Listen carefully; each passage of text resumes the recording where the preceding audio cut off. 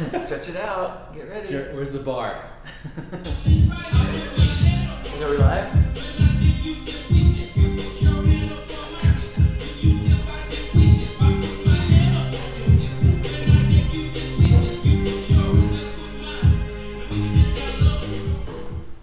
Oh, are we on? Sorry. Is it on? Sorry. You're on. Didn't see you there. Got a little excited. Yeah. Welcome, everybody.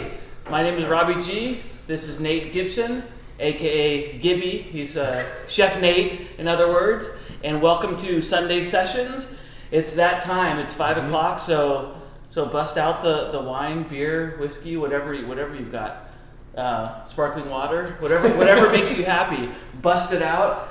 So Nate, tonight's episode of the YouTube Venissimo virtual class is called, what's it called? I dip, you dip. I dip, you dip, we dip. In honor of the great 90s hip hop song that you just heard and saw us dance to. So Nate's going to show us how to make a few amazing dips with probably those cheeses that are in your screen there. And everybody has one of these snacking trays while we put everything together. And I'll walk you through that really quick before Nate gets started. And so let's see, we always have an order, and they are on the lid of your deal. This is this white cheese here, this kind of white chalky cheese, is the Bouche de Chèvre, and that is a goat's milk cheese from the Loire Valley in France. There's a little rind on it, so definitely eat that. That's a really, really classic style right there, and it's from the home, the Mecca, the epicenter of goat's milk cheeses, which is the Loire Valley. The second cheese is going to be this red, rustic red. It's really more orange, but this is a cheddar from England. So we are all over the map with styles here. The third cheese on the plate is this bad boy, which is the Point Reyes Blue. There's a little cranberry stuck to my piece. Nice little color contrast. That's the Point Reyes Blue. The rustic red and the Point Reyes are both cow's milk. Point Reyes is from, you guessed it, Point Reyes, which is in Northern California. Kind of a stronger blue cheese. To me, it has a buttermilk flavor to it. This is what, Nate? Apple butter? Apple butter. Really, really delicious. Try it on all the cheeses. And then I see blackberries. I see various types of nuts. Of course, cranberries. And our rosemary. Yeah. Can never have a plate without rosemary. So I will be snacking on these. You too. Ask us questions, please, if you have any questions. Gina, who is somewhere here behind the scenes, will be answering questions. So feel free to toss them out. But with that, we'll toss it to Nate here, our man. Yeah. All right. So first things first, thank you for showing up. But two, I would just unwrap all your cheeses. That's gonna be the first thing you're gonna do. That way we can kind of identify which ones are which and how we're gonna use them. The three things we're gonna make is we're trying to figure out what would be clever to do for the Christmas season. It wasn't like eggnog or something along those lines. Like we try to do something a little bit different. So kind of the thought was, especially during these COVID times, a cool way to show your appreciation is with food, but also sometimes you don't want to get that platter back. Or you forget all about it. So what we thought was, all right, well, what if we turn everything we're doing into its own vessel? So everything here is going to be edible. What we serve it in is going to be edible. Everything that goes alongside of it's edible, and we're going to use cheeses kind of as our masterpiece inside each one of these. So the three dips we're going to make a curry dip. We're going to make a twice baked potato dip. And we're going to make the famous pimento cheese dip. So this one we actually sell at the shop. It was definitely, Gina came up to me and asked me, hey, what can you do with this lovely Clydesdale sriracha? And I said, we can make pimento cheese. Cool. I like bringing back the old school pimento. It's So feels like very 80s to me. You know what? It's one of those things where not everyone knows exactly what it is, but once they have it, they never forget it. Yeah. And you should say Baby Clydesdale is local. Yeah, they're local, so that's what another great thing. We support them, so they're local. All the produce, again, as we do for every class, all from specialty produce. The lovely sourdough bread we have right here, that's going to be from Bread and Sea. So everything's going to be as local as we possibly can do. And the Baby Clydesdale is a sriracha Yes. jam. So it's kind of fun and weird. And a little spicy. Yeah, a little spicy. A little spicy. A little spicy. All right, first thing we're going to do is you have a bunch of dried fruit. So you're going to put it in a bowl. I took all the cranberries and the dried golden raisins, put them in there. I already chopped some of the pears up and the apricots. So I'm just going to show you how I did that real quick. So the whole thing of this class is we're going to teach you little tricks on how to do everything. So I could easily do these one by one, or you just stack these on top of each other, press down a little bit. You're going to do everything evenly. So everything's the same size, and just put it back together, flip it around, just do the same thing. So everything is exactly the same size. And now I'm just going to put that in the bowl. I have water here that's getting nice and hot. So what we want to do with all this dried fruit is actually rehydrate all of it. So reason behind that is it makes it nice and plump. It brings out the flavor of all these fruits.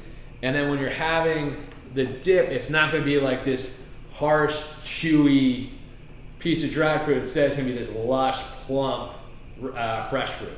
And it's easier to get all these dried fruits and then add them to your dip because you're not adding a ton of moisture. And because they are dried, the shelf life's a little bit better on this.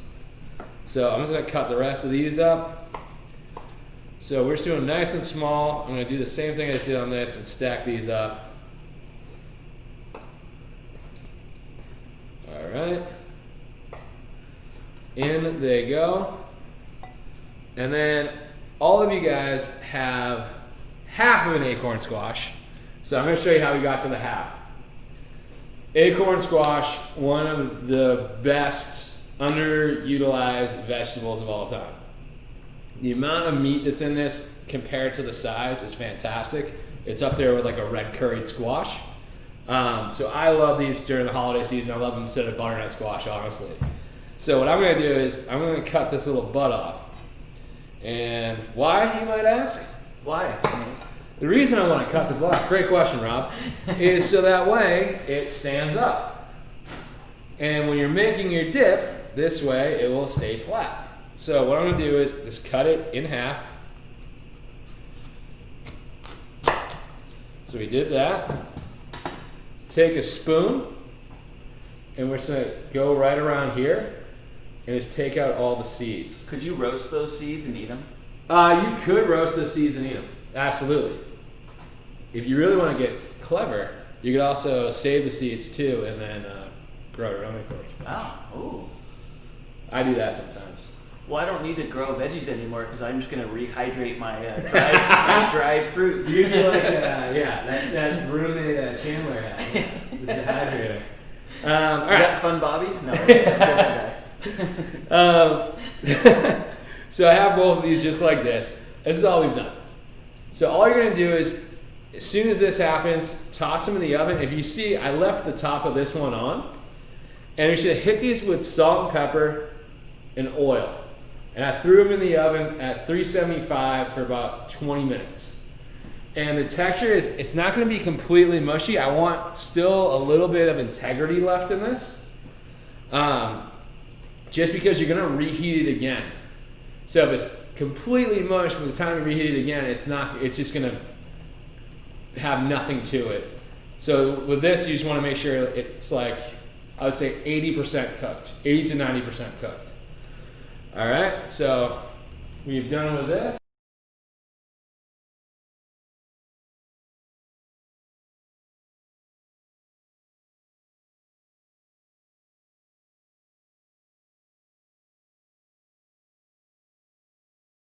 Yeah, when you're at the movie theater.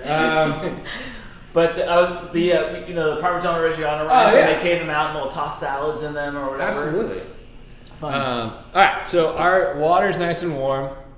So I'm just gonna add it right into our fruit. Did you put salt, or are you gonna put salt on it? I'm eventually gonna mix in salt.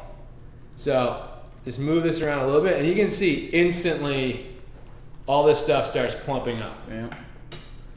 So while we wait for that, we're gonna work on our potato filling. So all you guys got roasted potatoes. So for this, grab our trusty bowl, and we're just gonna scoop out the insides.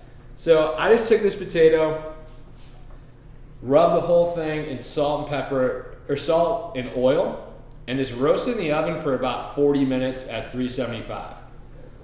You can feel the outside is gonna starts to get a little crinkly, but with the salt in, it's gonna crisp it up. But when you feel it to see if it's done, just push the sides a little bit, and when they start really flexing in, that's when you kind of know it's done. You don't want it to be firm at all. So I'm gonna take this and start scooping out the inside, but I wanna make sure when I do this, I leave a little bit of a border, so that way it holds its shape. Otherwise, when you do this, it's kind of a wee bit of a disaster. It's just gonna fall apart on you. So I figured this is kind of a fun way. Everyone goes to a steakhouse, usually during the holidays or something along those lines, and they get that classic twice baked potato with their, in my opinion, the ribeye steak every time. But yeah, so I'm just gonna hollow this out. You're such a chef. That's such a chef answer. Oh, it's just the best steak. And so this looks like a little canoe right here. So I'm gonna save that. I'll cut this other one just up so we can do the same thing.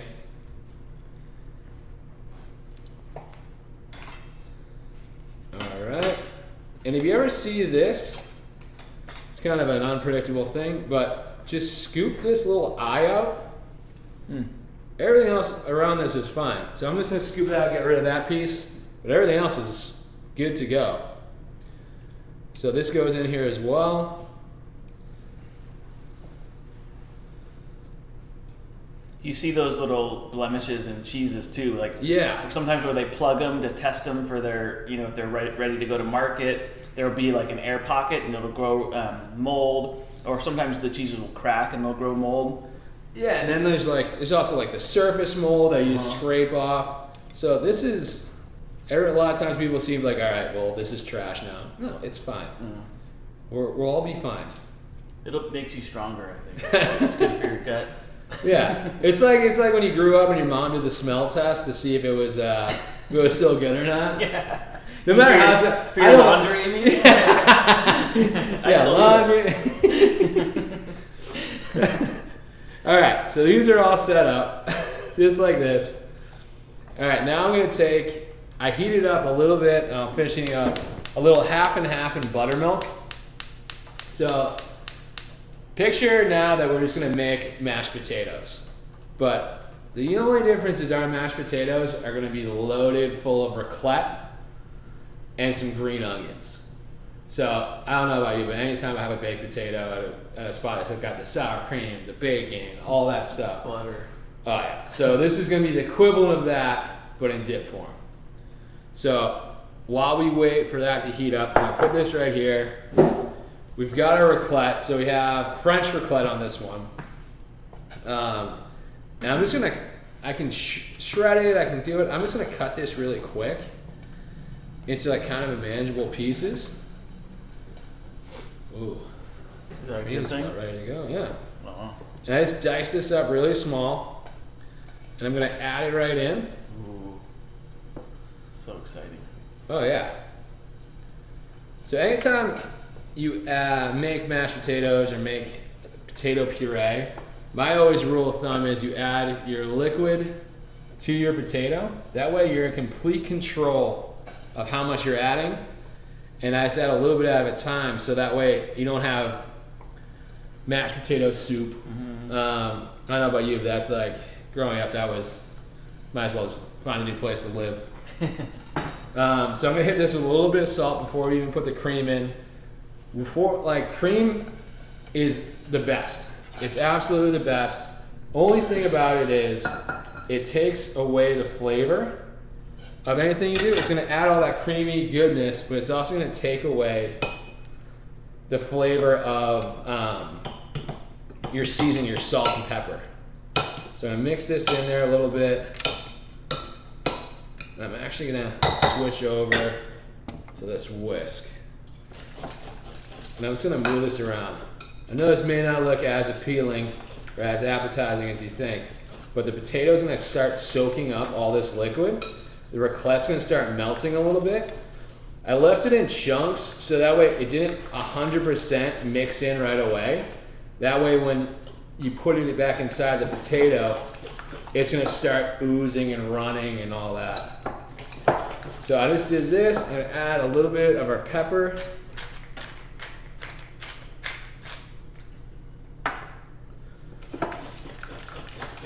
Mix it up a little bit more. I'm gonna take one of our green onions and I'm just gonna slice it nice and thin.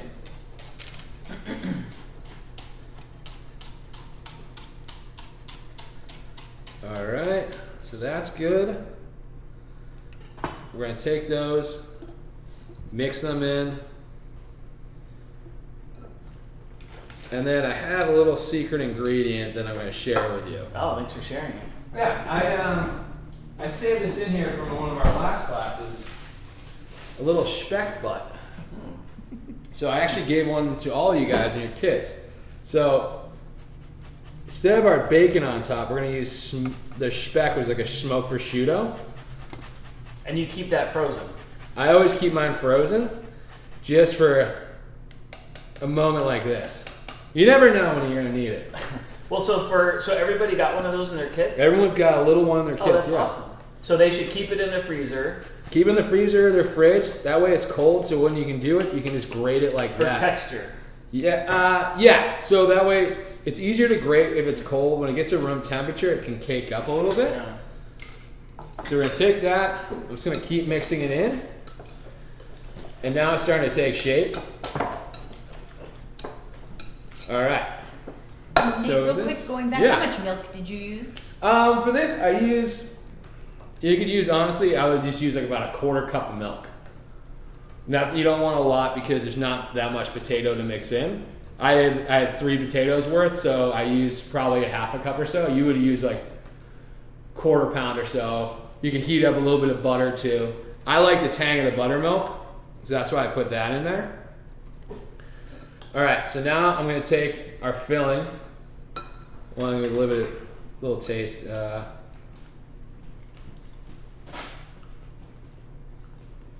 Always taste as you go for salt and pepper, because you also don't want to be that bozo at the end where you put all your hard work into this, and at the very last moment it doesn't taste very good. That's me. Bozo. So we're gonna take our filling. I'm just gonna take a spoon, and we're gonna put it right back in our potato. And the key to this is always kind of overfill it just a scotch. It's okay if this spills over. You kind of want it to, because one, it adds dramatic effect, and 2, like, why don't you want everything to taste like more potato? So I'm gonna put this right on top here, and do this with the rest of these 3. So this is like this way. I'm gonna put everything on the same thing so we can just heat it up together at the end and eat. But you can add whatever you want. If you want to do a baked sweet potato, you can do that. You could add chipotle to it. You could add your blue cheese in now. You can add a few other things. So it's all up to kind of how you like this. If you're a vegetarian, you can skip the speck. But I feel like also if you're gonna do a twice baked potato, you should really just go for it. Yeah, but you could add like jalapenos to this. You could add Spanish cheese, you could add manchego. You could add truffles. And you use the most classic potato. Oh yeah, that's cookie what I figured. cheese, Yeah. raclette. I mean, as they say, when in Rome. I still don't know what that means, but yeah. All right, next thing we're gonna do is we're gonna start working on our pimento cheese. So I had the privilege of, when I was driving to move out to California, I stopped in Charleston, South Carolina, and I had some of the best pimento cheese in my life. It was at this little place, or a pretty famous restaurant called Husk, and it was the thickest, most rich, like, it was, you could shackle the wall with it, like it was that thick. So I figured what was an easy way to do this, where there's no mayonnaise, there's no anything else, but we're gonna do our own twist and have it be all cheese. So these are all things we actually sell at our shop. I didn't buy anything else to put into this, so you can get every single thing we have here to make this at the shop, and we purchased the bread bowl from Bread and C, so that's who we use for bread. So here's how we're gonna put it together. We have our Cotswold cheese. So in my opinion, this is, every time I eat this cheese, it tastes like quiche to me. Mm-hmm. So it's got like it's cheddar cheese, it's got green onions in it, it's got garlic, all these flavors. So in my mind, this is a great way of adding onion flavor without having to saute onions or add extra onions to it. We have the rustic red that you guys have been nibbling on. And then the last cheese, I actually put this in the freezer.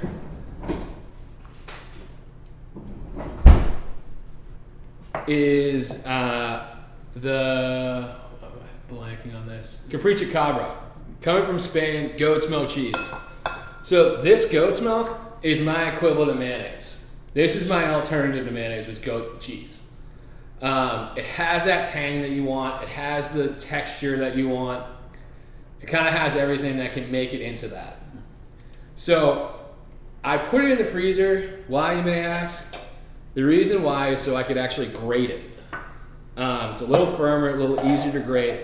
So when I'm mixing it in, it's not gonna be like a ball that I have to mix in. It's just gonna mix in just like all the other cheeses. That's an awesome trick. Yeah, it's just a great way to manipulate textures and the cheese itself.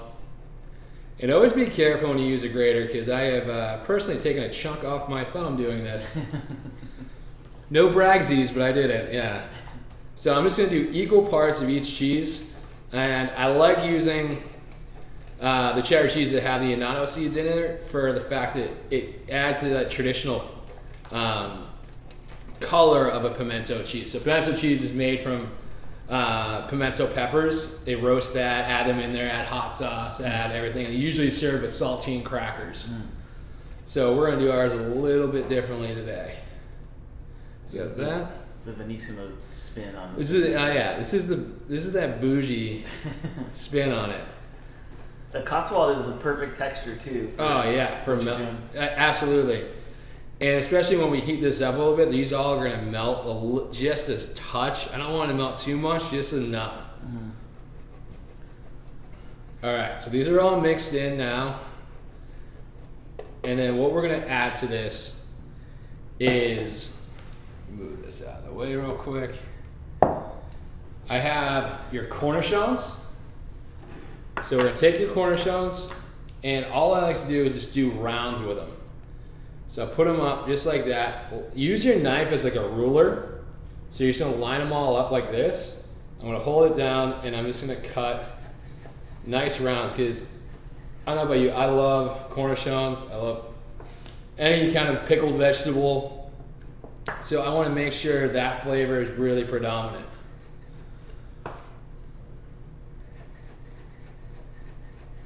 And the other thing is, these things come with pickled onions, so why not use that little treat in there as well? More the merrier.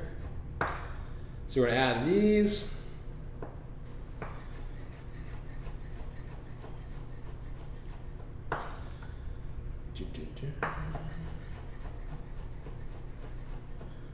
Perfect. You can do other pickled items for that too, like. Oh yeah, you could do like pickled peppers. You could do jalapeno.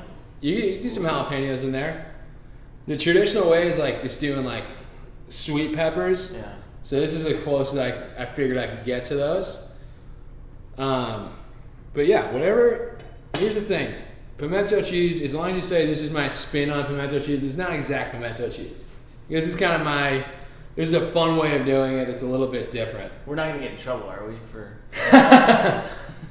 Well, not all of us. All right, so I got our Earth and Vine red pepper jam. Nice. So this is gonna add a little sweetness to it. So you have a little scoop, you have a little container full of this in there. So add that in there, and probably adding. This is a little bit bigger of a batch than you guys are gonna be making. So this is probably like between 1/4 and 1/3 of a cup. And this is also, just realize this is all about your taste. So if you like it a little spicier, add more hot sauce. If you like it not as spicy, use more of this jam. So I'm gonna use this Clydesdale like a good couple of pinches because this is very spicy. And I figured Rob likes it hot, I like it hot, and when we dip together, it just gets hot. So we're just gonna put that whole thing in there. About a 9.5. I got a little bit. Where is it? There we go. This is your kit. I got a little bit of mustard that we're gonna toss in there. So we got some whole grain mustard, which to me is the perfect texture and flavor. It's not that it has that Dijon-y kind of heat on it because we want the heat to be coming from the chilies and not from that. So we're gonna add a little bit of that in there.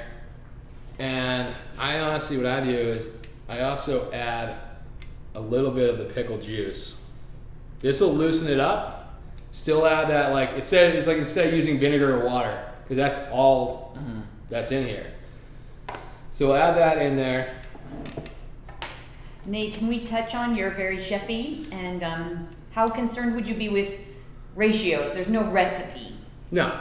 So talk a little bit about that. So recipes and ratios. If you were baking anything, I highly recommend following a recipe. Like when I went to culinary school, we referred to them as formulas because it's technically a chemical reaction that's happening, and that's why your bread rises or falls or anything along those lines.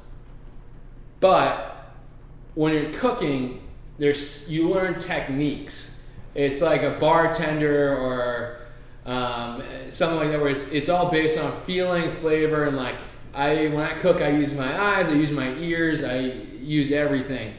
And so I prefer ratios because ratios will always do exactly what you need them to do as far as all right, if I'm making this for 10 people, I'm going to do, no matter what, I'm still going to do one part of this, one part of this, and one part of this. How big these parts are has to do with the amount of people you're doing or amount of each thing you're making. So as long as that's just your variable, your ratios will never change. I know in salami I used to make a lot of charcuterie and everything like that, and that was the same thing. Percentages of meat, percentages of spices, percentages of fat, and it comes out perfect every time. But as far as how much salt or that's all feel. That's all feel and taste and again, you should always be tasting your food before. Just don't guess that's enough. I've been cooking my entire life and I still taste before I do anything because I want to make sure that I've done it enough. Sometimes each vegetable tastes a little bit differently than they usually do. It's like with a batch of cheese or a batch of beer or wine, each year it might taste a little different or they have to do a little something different to it in order for it to be exactly the same or exactly what we expect it to be. So all I've done now, and because we shredded up that goat cheese, it made it so much easier to mix in. Oh yeah. All right. So now I'm just gonna take. And even with texture, playing around with that, you can just add more of whatever makes it soft or more of whatever makes it firm. Exactly. Whatever your preference is. Yeah, and it's again, if you don't like it spicy, don't add that much chili. If you like it spicy, add more. All right. That is something to say right on the money. It's beautiful, I'll say that. All right, so now we're gonna take our bread, and I got a trusty bread knife here. be careful. Bread knives, serrated knives are always a little daunting to begin with, but these will always for me, way scarier than a knife like this. So I'm gonna go in at this at an angle. And the reason behind the angle is if I'm gonna put this back on top, think of like when you're carving a jack-o'-lantern. You always want it in like that, so that way it rests on top. So I'm gonna go in, I'm gonna go at an angle, and that way I'm also not gonna hit the bottom. So then I'm just gonna turn it as I do this.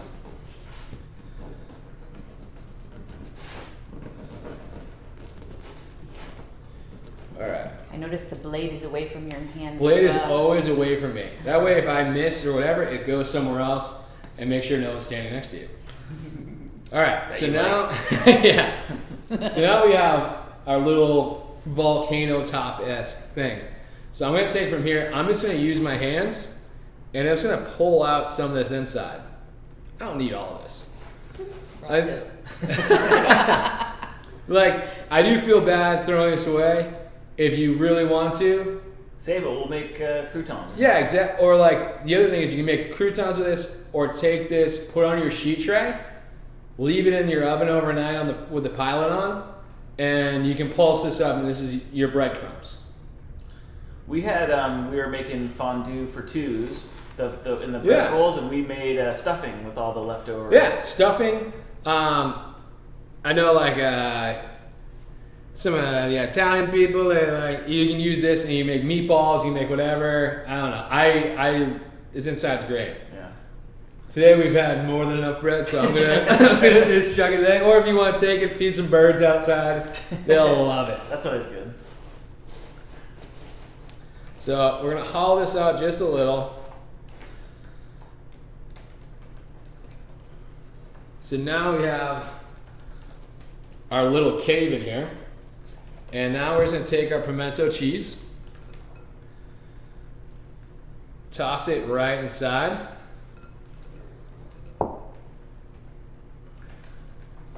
And I like to pack it in, just because. No, pack it up, pack it in. So I like to do that because it's gonna, when it melts, if you think about it, it's not gonna melt this way. It's gonna ooze out and melt to the side. So this is gonna work its way inside the sides of the bread too. So that way when you're done, you cut into it and you think, oh, we got everything up. No, it's still on the side, the crust and all that. That's a really good tip because back to those fondue, the bread bowls for the fondue. Yeah. We have to stuff them deep into the corners. Yeah. So I would imagine anything that where you're doing like this type of a technique, you've got to think about that. Well, yeah. So we'll do this. Boom.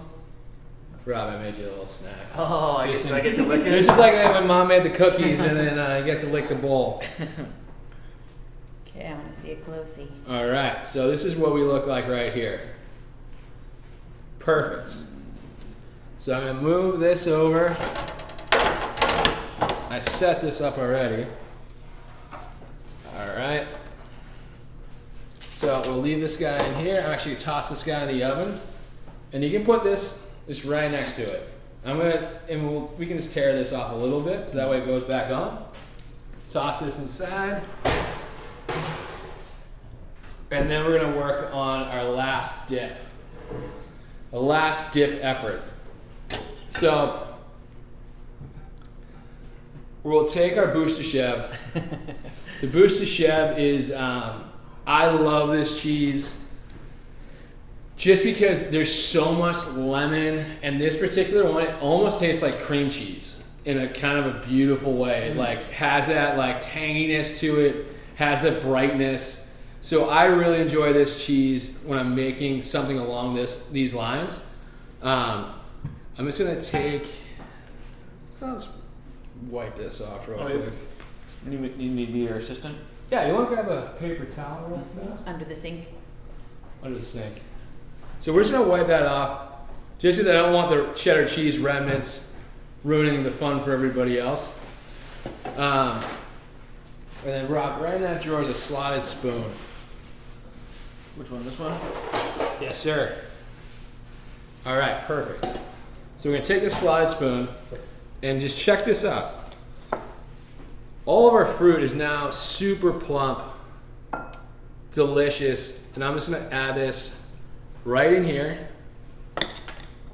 And you can just smell everything that's happening in here.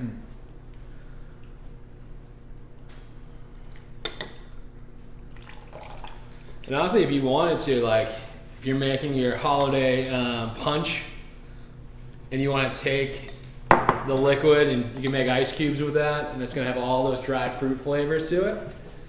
So What about like a sangria? Can you do that for a sangria? ooh, girl. You totally can do it for sangria. It'd be delicious. All right. So I got all excited. Talking about the sangria talk gets me all excited. So this is actually pretty firm, so I'm just going to do the same thing I did with the last one. And I start grating in all this bouche de chèvre. So this is going to be our glue when we put this together. Bouche means log, chev means goat. Which right now is a perfect time of the year. All right, so we have some of that in there. We have right here Coco's. This is probably the most requested cheese that we have a hard time getting in. So this is a Gouda that they actually make with coconut milk, am I Coconut right? cream, I think. Coconut cream. So I figured if we're making a curry, why not have something that has a little bit of coconut in there? Yeah. So I'm going to take this, I'm going to grate more of this in there. So now we're having, in your mind, just make sure you're thinking like, all right, we're going to have the same flavors as a great French curry. So a French Indian curry. So I'm going to do that and add a little bit of that in there. And then I bought some nice Vadavon curry. So Vadavon is referred to as French Marsala curry. It's one of my favorite curries, just because it has a little bit of texture on it. It has a little bit of mustard kind of flavor to it. There's a good amount of punch, and I'm just gonna mix this in with our cheese. And you guys all got a little container full of this. This is the best use of coconut Gouda I've ever heard of. You know what? Everyone was shocked when I was like, "Nah, I'm gonna use the coconut Gouda," and they're like, "Coconut Gouda, you say?" And I was like, "Yeah, we're making curry. Why not?" So I have that in there. I'm also gonna take a little bit of cilantro that you guys had. Grab my knife, and I'm just gonna go roughly chop some of this in there. I'm gonna save a little bit for a garnish. Put a little bit of that in there. A little bit of this green onion. Why not use it wherever we can? All right. And then we're just gonna mix this together just nice and neat. I wish I picked a smaller bowl to do this in. But as you can see, the liquid from that dried fruit is really helping out. And it's still a little warm, so it's actually helping melt the cheese down a little bit, so it makes it a little easier to mix in. And if you get to this point, you're like, ah, well, it looks like I could probably add more cheese. No one's gonna stop you. Add more cheese to this. But you can already see the color of the curry is coming through. I know this is a little bit cheating, but like the smell-o-vision on this is pretty intense right now. So I'm just gonna grate a little bit more of our bouche de chèvre.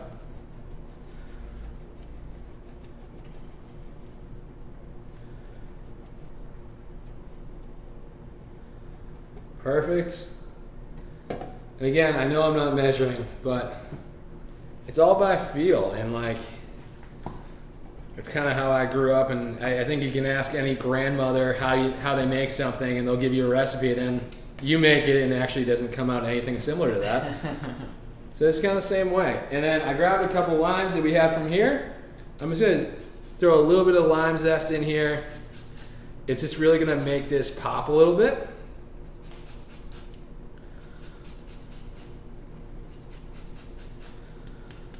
All right. And then we'll mix it up one more time. And then we're gonna make sure we do the most important thing, which is taste.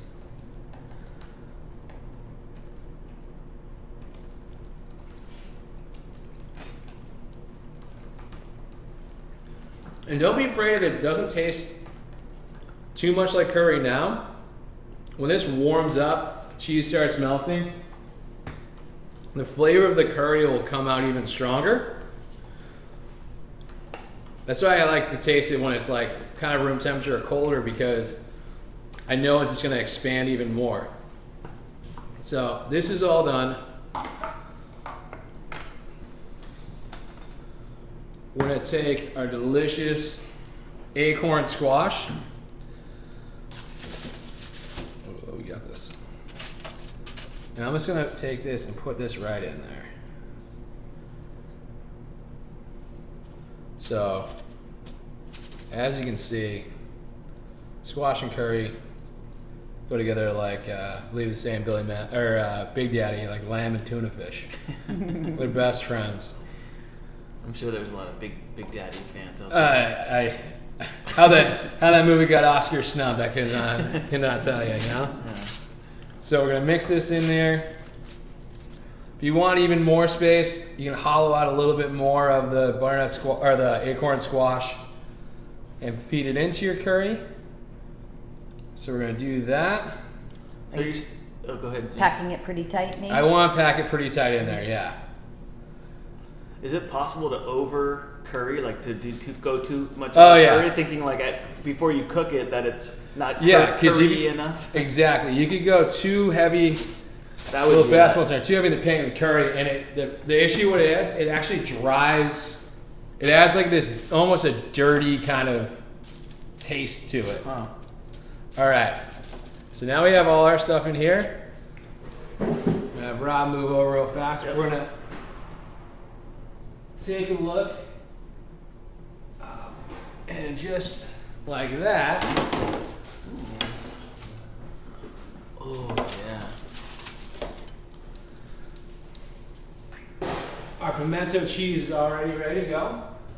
That was like 5 minutes, Yeah. huh? Just warm, like all you want to do is just really warm it up. So if you guys can't see, it's just, grab another spoon for you. It really is just perfect, perfectly warm. And then, Rob, I'm gonna have you, as you used to do in the old country, break bread. Massachusetts. That's where it all began, Rob. There you go, sir. Oh man. Just let me know how it tastes. And I don't want to get this too hot where it's going to burn someone's mouth off, but you want it just enough where it really just kind of warms through. And then, again, So jealous. you just eat this. Hold on. So I dip, and then what? Then you dip. Wait, then you dip. Then you dip.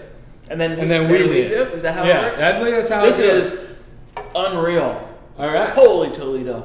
Rob, I'm very That's going to be my happy new with catchphrase. Holy Toledo. Holy guacamole. Wow. All right, so I'm gonna been a little bit messy over here, so I'm gonna clean up my space a little bit. Little Rob Perfect. snacks. I like the perfect balance of everything. Like Yeah, you have the, Especially- I can taste the cheese. I can taste the pickle. I can taste the spice. on a like kind of winter weathery, this is a great one just to have. I don't know. I grew up in Massachusetts, so like for us, we would put. I guess this would be like a family 4 version of putting clam chowder in there. But this is a nice kind of just easy little treat. And then if you really want to go and have like an assembly line making these, make a bunch of these ahead of time, fill them, and you can put them in your freezer. Oh. Wrap them up, and that way when you like want to take one out, take it out With the are you doing it with the bread too? with the bread already in it. Leave it, let it come in the refrigerator up, so that way it's room temperature, and then toss it in your oven. And it'd be just as good. Is this a southern thing? It's a very southern thing. Yeah. Well, you said Charleston, so that's why. Yeah. There's a cheese the cheesemaker that we featured from Georgia that one time. Yeah, They yeah. make a pimento. Oh, they do? Yeah. Yeah, this is a very southern delicacy over here. Gina, are you gonna you gotta come Oh, try maybe. something. Yeah, really? We All did. right. When we get to the we dip. Yeah. So I'm gonna get the plates ready for our 2 other dips, and with these, I figured the best way to really serve these and kind of have fun with it is I grab pork rinds. So I'm gonna set these in a bowl just ahead of time. And these are gonna go with our baked potato. And with our curried squash, we're gonna put some nice pita chips. That way people can either scoop, put it on vegetables, or scoop, put it right in there. And I'm just gonna add a little bit of those now. Kind of just waiting for our treats to heat up. Have you had the? If I have the pimento cheese? I just need someone else to have one so then I can have So you can have another one? You have to shame me by yourself? That's fine. Yeah, that's pretty amazing.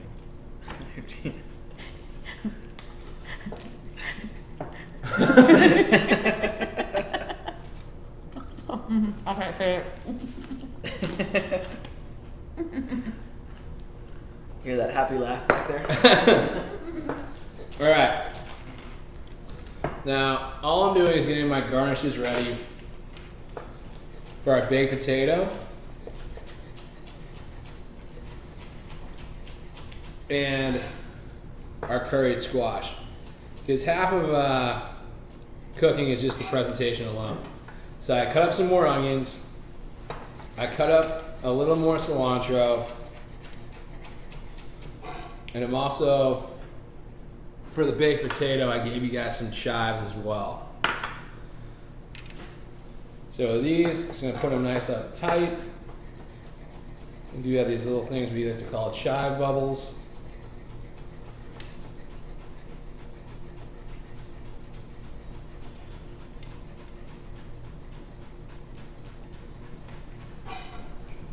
All right.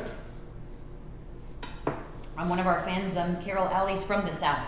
And she Oh, said yeah? it's wonderful. I hope she's not offended. There's no mayonnaise in this. I'm not. Hey. Where in the South? Yeah, where the South are you from? Carol will answer. I never noticed it in any accent. All right. Rob, what are your Christmas traditions here? What are my Yeah, as far as growing what up. do I? We had tamales. That was a big because my mom was Mexican, so Yeah. that was a Christmas Eve. We always celebrate Christmas Eve, and we did tamales. And there was this place that we went to in Oakland, which is where I'm close. I'm from a town called Alameda, but we would go into Oakland Yeah. to get the best tamales from a certain neighborhood. Yeah, Yeah, that was a big one for us. We were a cinnamon roll family. Oh yeah. Oh yeah. Every Christmas morning, that was like how you knew you were supposed to be up. Was smell of cinnamon rolls and bacon. Oh, Yeah. we did. I'm trying to think of some other. That was a big one for us. We didn't really do much on Christmas Day except you have a big breakfast and Yeah. some leftovers or something. Or Christmas Eve. All right. So I'm gonna pull out our other dips. And they're just starting to warm up right there. Oh, I can really smell the curry. Oh yeah. So if you, I wish I had smell-o-vision for you. They're really nice. The smell alone, especially on these curries and these potatoes, are great. One trick I will show you is anytime you're gonna decorate anything, decorate them on your tray and then move them onto your plate. That way you don't have like remnants of everything else just mixed in there. So, Such an amateur move. so for our potato, I'm gonna grab more of our speck and we're just gonna go right over the top. I remember when chefs, like when I worked at restaurants and chefs would plate the food, and if there was like one drop on the plate where it wasn't supposed to be, they'd come over with their little napkin and remove it. Oh yeah. Yelled at waiters for taking food out like that. Oh yeah. I didn't bring my tweezers with me this time. Yeah. Did you ever yell at any waiters, Nate? I wouldn't say I yelled. I was a nice guy. I would just sternly ask, assertively ask. Well, that means he yelled. Yeah, assertively ask what needed to happen. All right. So I'm gonna take our potato, toss it right up here in the middle. That's a fun presentation. Yeah, so the way I do it is, hey, maybe you're gluten-free. Yeah. And you've had this nice gluten-free delicious dish. Rob is eyeballing this pretty hard. And if you want to, toss in the broil, get it all crusty. Should I put it right onto a pork rind? Yes. Yeah, I would scoop it right onto a pork rind. So anytime we do these classes, we have to make sure Rob has his own everything. Because he'll like lightly eat in front of you guys, and then as soon as the camera's off, it's like Gallagher show. Oh yes, Yes. absolutely. And so you get the bacon flavor, but with the speck, so we kind of gussied it up a little bit. Yeah, it's like it has like gaminess to it. Yeah. The pork and the pork rind and speck. A lot of stuff going on. All I right. really taste the cheese too. The cheese, the raclette, yeah. So traditionally, as you guys all know, raclette, you melt it, toss on potatoes, pickles, sometimes salamis and mustard, and that's how you eat it. So why not put it inside our potato? Yeah. For this guy, we're gonna add a little bit more of our lime zest, because that way, like when you put this out, because this is still warm, the amount of oils that are in the lime are really gonna pop, and it's gonna make the whole room more aromatic. And I'm just gonna cut a little bit, and then squeeze it on top. I don't need to squeeze a whole lot, but the reason I'm doing that, and I can almost dab it a little bit, is it adds that glossy kind of look, that showstoppery glossy kind of look. Isn't dab another dance? Isn't it called dab? I believe it is. I believe a certain football player might have had a hand in that one. And then we're gonna add a mixture of our cilantro and our green onions right on top. We're gonna move that Oh yes. and put it right in our pita chips. So I don't know about you, but if someone brought that over to my house as a season's greetings, I would not be very upset. Yeah. Should I? If you don't mind. Isn't that what I'm here for, right? Yeah. I gotta do my job. And if you want to, like, you could toss some of those cashews on top of it too. If you wanted to do like a little ode to the cheese ball, ode to the cheese ball, and like really get that nut covered situation. But all of these are super simple, super easy, and I love that everything on the presentation is edible. yeah, you're not gonna waste anything. Everything's edible and everything. What's the plate made of? I mean, are you sure I can eat that? It's like a Willy Wonka situation where you go into his beautiful garden and like you have the teacups that are actually edible in the plates. But yeah. Wow, that's phenomenal. They're so different, each one. And the great thing is all this is very inexpensive and like it's fun. You can get everybody involved. You can choose what fruits you want in there. You want to add some ginger in there. You can add some candied ginger. Yeah. You can add, again, like peanuts, cashews for your potato one. You can get really weird with it, and you can just serve this with hot cheddar, like hot Cheetos, and kind of be fun. That's fun though. Yeah. And the pimento cheese, you don't want to do this, do some saltine crackers, do some Fritos, do kind of whatever. Like turn it into a layered dip for everyone. I don't know. This is a perfect Super Bowl snacks. Oh, it is getting into Super Bowl season, so this is great. Yeah. But yeah, this is a little taste of like kind of a little holiday treat, and especially during COVID, wrap one of these up, bag of whatever, or in this case for the pimento, just a whole loaf, and they are all set and ready to go. I gotta have one more. Okay, couple of questions, Chef. Yeah. The blue, did we miss the blue? Or Oh, did that I go did. to That was my fault. No 100% worries. my fault. And the answer to where in from the South, Charlottesville, Charlottesville. Virginia. So I'm actually going to put the blue right on top of our baked potato. I got so distracted with Rob's dance moves that I lost my mind a little bit. So the blue on the baked potato is just going to be for that nice kind of, again, all I'm thinking is wedge salad. I'm thinking steakhouse. So Rob, unfortunately, you got to taste it again. I know. I realize that. I'll take one for the team. And then when Rob said, and the great was he described that blue cheese as buttermilky, because we add buttermilk to the potatoes, they're kind of added. They're gonna really bring out the best of both of them. Yeah. You've done it, my friend. Oh, Magoo, we've done it again. You've done it. Yeah. All right. I love it. Well, huge thank you to Nate. No problem. I learned a lot, and I'm gonna eat a lot in a minute once the camera's off because I'm too tacky. And thanks to Gina for operating the camera and the questions. Sort of operating. And then most of all, thank you to you for viewing and for keeping us going here at Benissimo. So with that, happy holidays, everybody. Hope to see you soon. Yeah, we will see you very soon. Bye. Mwah.